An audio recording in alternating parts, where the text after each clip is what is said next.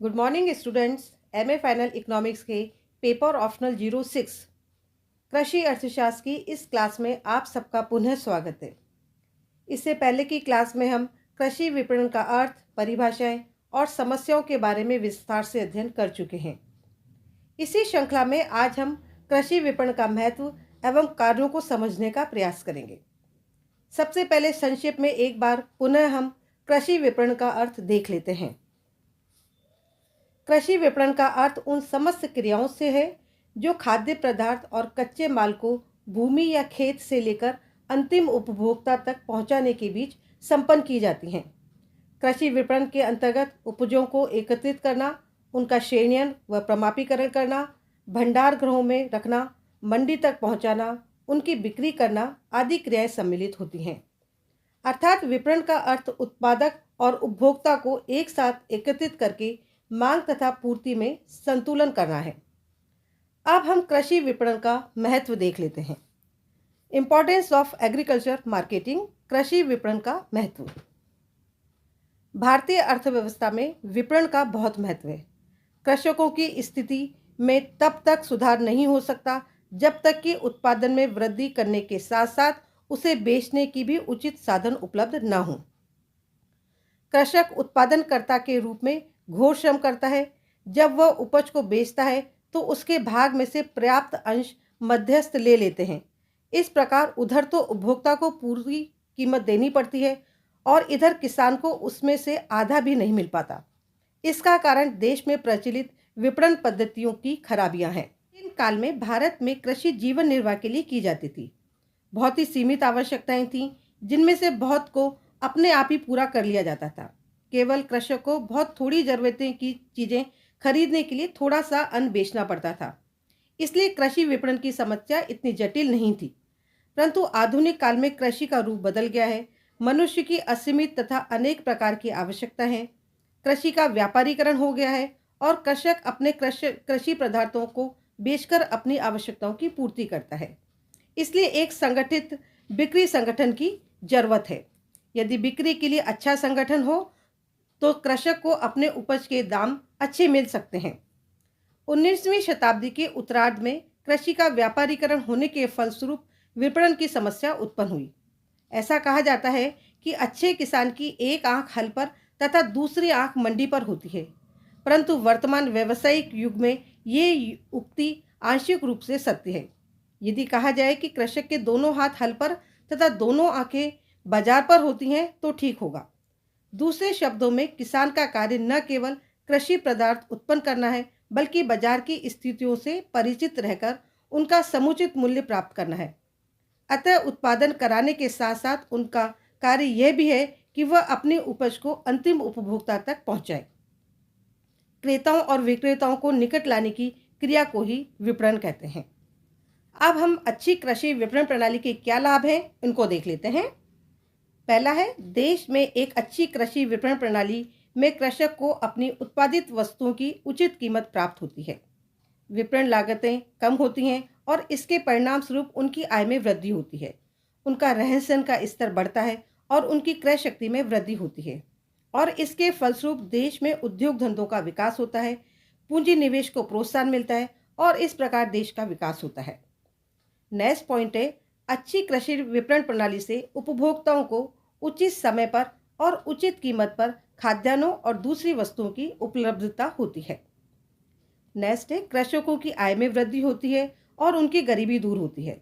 शहरों की जनसंख्या को भी खाद्यान्नों और दूसरी कृषि उत्पादन की वस्तुएं कम कीमत पर मिलती हैं।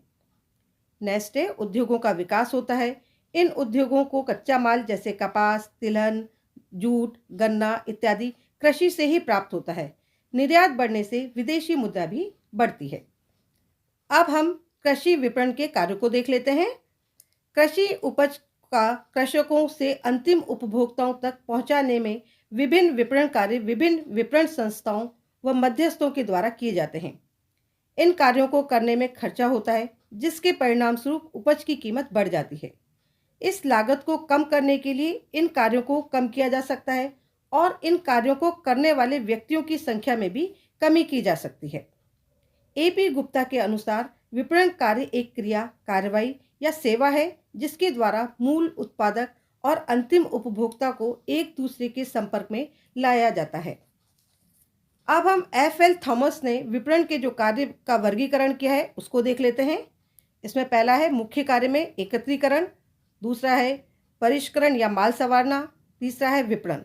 गौण कार्यों में पैकिंग, भराई, परिवहन, श्रेणीकरण, संग्रहण, कीमत निर्धारण, जोखिम वहन, वित्त व्यवस्था, क्रय विक्रय, मांग उत्पन्न करना, विपणन सूचना सेवा इत्यादि हैं। अब हम कृषि विपणन के क्या कार्य हैं इनका अध्ययन कर लेते हैं। पहला है एकत्रीकरण। फसल के काटते ही विपणन क्रिया का शुभारंभ उपज के एकत्र करने से हो जाता है।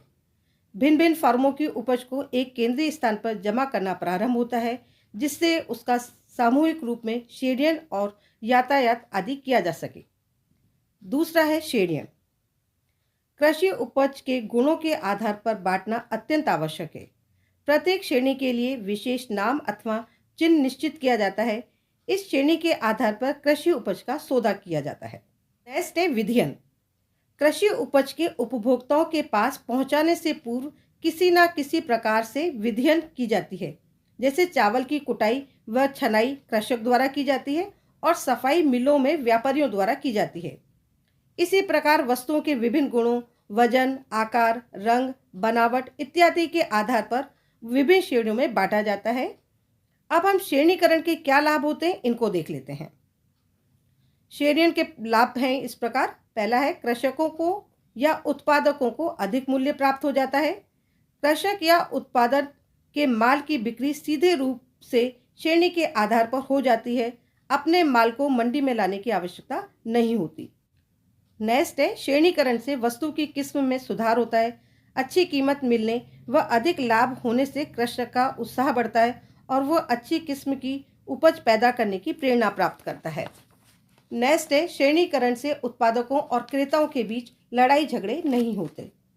नेक्स्ट पॉइंट है संग्रहण। कृषि उत्पादन मौसमी होता है और कृषि वस्तुएं वर्ष के कुछ विशेष महीनों में ही मंडियों में जाती हैं, किंतु इनकी मांग पूरे वर्ष तक बनी रहती है। अतः कृषि वस्तुओं का उपयुक्त मौसम में संग्रह करके और फिर मांग के अनुसार धीरे धीरे बेचने से पर्याप्त लाभ कमाया जा सकता है। कृषि उत्पादन को संग्रह करने से समय की उपयोगिता उत्पन्न होती है। कृषि वस्तुओं का उत्पादन मौसमी होता है और उनकी मांग हर मौसम और वर्ष भर रहती है। इसलिए उपभोक्ताओं की मांग को लगातार पूरा करने के लिए संग्रहण की आवश्यकता होती है। संग्रहण से वस्तु की किस्म में भी सुधार होता है। अब हम नेक्स्ट पॉइंट क्रय विक्रय को देख लेते हैं। इसमें क्रेताओं के कार्य, उसमें पहला है उपभोक्ताओं की आवश्यकताओं का पता लगाकर वस्तुओं की मात्रा और किस्म का निर्धारण करना। दूसरा है वस्तुओं की पूर्ति के स्रोतों की जानकारी करना। तीसरा है वस्तुओं को एकत्र करना और चौथा है विक्रेताओं से वस्तु के क्रय करने की शर्तें तय करना। क्रेताओं के भांति विक्रेताओं के भी कार्य हैं जो इस प्रकार हैं। पहला है उपभोक्ताओं की आवश्यकता अनुसार वस्तुओं का उत्पादन करना, क्रेताओं को ढूंढना और उनसे क्रय की शर्तें तय करना। नेक्स्ट है उपभोक्ताओं से वस्तुओं के उपभोग और क्रय करने के लिए मांग का उत्पन्न करना। नेक्स्ट है यातायात। कृषि उपज को खेतों से केंद्र तक और वहां से मंडियों तक तथा मंडियों से उपभोक्ता तक पहुंचाने के लिए यातायात सेवाओं की आवश्यकता होती है। वस्तुओं की कुल लागत में परिवहन लागत का प्रतिशत और लागतों की अपेक्षा अधिक होता है। नेक्स्ट पॉइंट है फुटकर बिक्री। इससे तात्पर्य खेती की उपज को अनेक दुकानों पर रखकर थोड़ी थोड़ी मात्राओं में उपभोक्ताओं को बेचना है। ये क्रिया व्यापारियों द्वारा भली प्रकार से संभव होती है। नेक्स्ट पॉइंट है अर्थ प्रबंध। विपणन क्रिया के कुशल एवं सफल संचालन के लिए यह आवश्यक है कि इनके प्रत्येक स्तर पर धन की समुचित व्यवस्था हो। नेक्स्ट पॉइंट है जोखिम उठाना। फर्मों से फसल को काटने और अंतिम उपभोक्ताओं को बेचने के मध्य एक लंबा समय पड़ता है, जिससे वस्तु के संबंध में अनेक जोखिमें उठानी पड़ती हैं। नेक्स्ट पॉइंट है पैकिंग और भराई। पैकिंग से अभिप्राय है कि कृषि पदार्थों को आवरण में बंद करके सुरक्षित रखना। पैकिंग से परिवहन, विक्रय इत्यादि कार्यों की लागत में कमी आती है, वस्तुओं की स्वच्छता बनी रहती है और उनमें मिलावट करने की संभावनाएं कम रहती हैं। नेक्स्ट पॉइंट है परिष्करण या माल संवारना। वह कार्य जिसके द्वारा कच्चे माल को निर्यात वस्तुओं के रूप में परिवर्तित किया जाता है प्रोसेसिंग कहलाता है। इस कार्य से कृषि उत्पादित वस्तुओं में रूप उपयोगिता उत्पन्न होती है और इस प्रकार आधारभूत माल के रूप में काफ़ी वृद्धि होती है, जैसे कपास से रुई, सूत से कपड़ा, धान से चावल, गन्ने से गुड़, खांड से चीनी, दूध से मक्खन, खोया, घी, गेहूं से आटा, तिलहनों से तेल इत्यादि। माल को संवारने की क्रिया का किसी भी ग्रामीण अर्थतंत्र में बहुत महत्व है, क्योंकि इस क्रिया के फलस्वरूप ग्राहक को अच्छा माल तथा किसान को अधिक मूल्य प्राप्त हो जाता है। नेक्स्ट पॉइंट है विपणन सूचना सेवा। विपणन सूचना सेवा भी विपणन का मुख्य कार्य है। ये सूचना उपलब्ध होने पर विभिन्न संस्थाओं की विपणन प्रक्रिया संचालन करने में सुविधा होती है। इससे किसानों को अपनी जोत पर विभिन्न फसलों का चुनाव करने में आसानी होती है और उससे होने वाला संभावित लाभ बढ़ जाता है। इस प्रकार आज हमने कृषि विपणन का अर्थ, महत्व, अच्छी कृषि विपणन प्रणाली के लाभ और कृषि विपणन के कार्यों को समझने का प्रयास किया। अगले लेक्चर में हम भारतीय अर्थव्यवस्था में कृषि के महत्व पर चर्चा करेंगे। थैंक यू, धन्यवाद।